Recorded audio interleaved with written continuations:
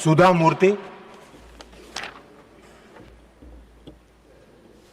Thank you, sir, for giving me an opportunity. My subject is concern over rising cases of PCOS in adolescent girls. I draw the attention of the government to a growing but largely neglected health concern affecting adolescent girls in our country. The polycystic ovary syndrome, or PCOS. PCOS is commonly understood as a condition affecting adult women. However, research shows that the pooled prevalence of PCOS among Indian adolescent girls is high, approximately 1 in 5. A significant proportion of teenage girls are at risk at a very early stage of life. However, the challenge is that the PCOS diagnosis is adolescence is delayed until serious complications emerge. Symptoms such as irregular menstrual cycles, acne, weight gain, or mood swings are considered normal pubertal changes. If not identified and managed early, PCOS can lead to long-term metabolic, reproductive, and mental health consequences, including type 2 diabetes, cardiovascular risks, infertility, anxiety, and depression. India currently lacks national guidelines specially focused on the diagnosis and management of PCOS in young girls.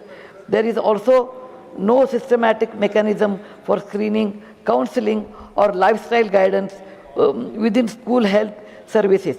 Early lifestyle interventions focused on nutrition, physical activity, and mental well-being have been shown to reduce the severity and long-term impact of PCOS significantly. I humbly urge the government to consider integrating PCOS awareness and early intervention into existing adolescent health programs, developing age-appropriate national guidelines, and strengthening lifestyle education in schools and community health settings. Early action will protect the health of young girls and contribute to a healthier future generation. Thank you very much, sir. Thank you, Srimati Mamata Mahanta.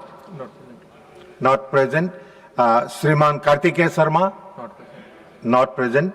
Srimati Fulo Devi Netam. उपसभापति महोदय, यह एक गंभीर विषय है कि कृषि प्रधान देश में कुछ किसान आत्महत्या करने पर मजबूर हैं। इसके कारणों में आर्थिक कारण सबसे प्रमुख है। किसान बैंकों और साहूकारों से कर्जा लेकर खेती करता है, फसल खराब होने पर कर्जा नहीं चुका पाता और परेशान होकर आत्महत्या कर लेता है। एक दूसरा कारण है और भी है जिस पर आज विचार करने की आवश्यकता है।